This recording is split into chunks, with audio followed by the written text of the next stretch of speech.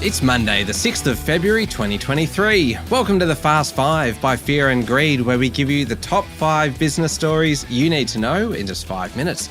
I'm Michael Thompson, and good morning, Sean Aylmer. Good morning, Michael.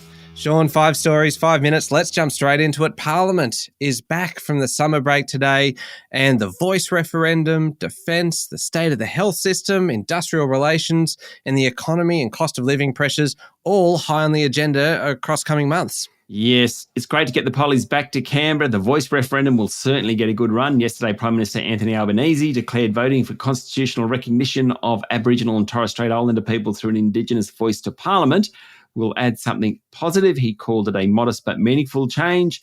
Plenty going on. Let's start with defence. Over the weekend, Deputy Prime Minister Richard Marles promised thousands of new jobs to build Australia's planned fleet of nuclear subs. Of course, we're doing that with the US and UK. In health, Minister Mark Butler says the review in general practice should investigate ways to attract more foreign workers into Australia. Remember, on Friday, that big report came down, and one of the recommendations suggested that allied health professions, think of pharmacists, physios, nurses, etc., should be able to pick up more work traditionally done by GPs. The government yesterday also said it will review public sector board appointments to weed out jobs for mates. And, of course, tomorrow, the Reserve Bank makes a decision on interest rates. Economics and the cost of living will get a great run in Canberra in the run up to the May budget. In all likelihood, rates will go up 25 basis points tomorrow, though economists reckon that there's only one more rate hike after that, and then it'll be flat for the rest of the year. We'll wait and see. Good to see the pollies back though, Michael. Yeah, it sure is. All right, on to story number 2. And Australia's gold leader, Newcrest Mining, may be in the crosshairs of a global player, with reports that the board has received an early stage approach. This is very intriguing, Sean. It is. Newcrest is worth $20 billion. It's the country's largest gold miner, and according to reports in the Financial Review, the most likely suitor is one of 3 global players: Toronto-based Barrick Gold, US-based Newmont Corporation, or Canada's Agnico Eagle Mines. They're the 3 biggest players in the world, and they're all about twice the size of Newcrest or more.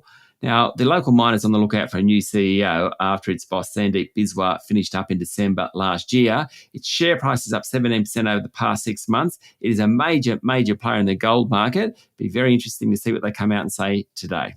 Sure will be. Story number 3, the Tesla Model 3 was the 3rd highest selling vehicle in Australia last month, Sean, and across the market, it was the best month in 5 years. Yeah, that's pretty much on the back of relief in global supply chains, meaning people can buy a car and get it delivered quickly.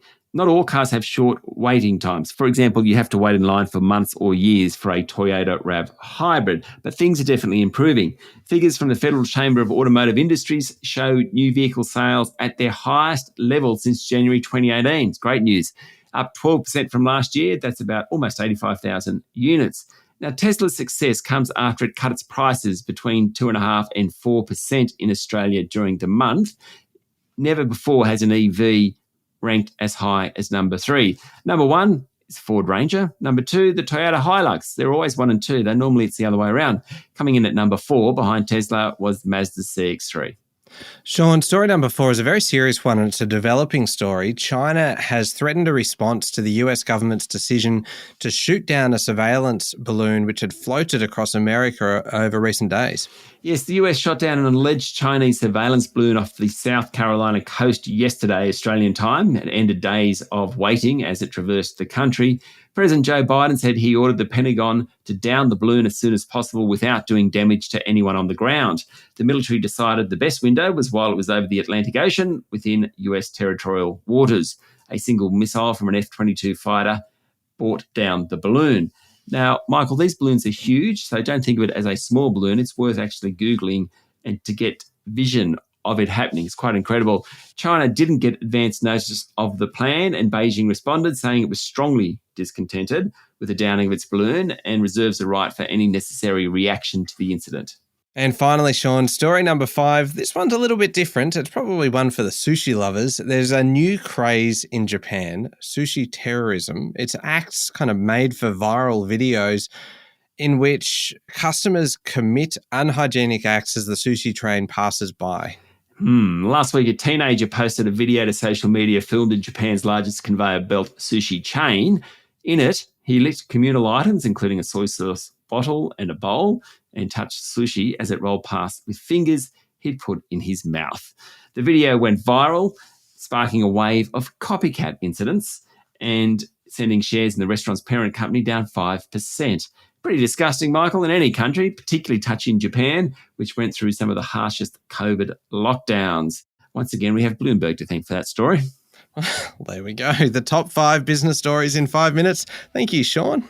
Thank you, Michael. It's Monday, the 6th of February, 2023. Remember to hit follow on the podcast. And if 5 minutes isn't enough, then you can find our longer daily show called Fear and Greed, wherever you listen to podcasts. It also includes a stack of interviews and things. Today's interview is a great one for investors.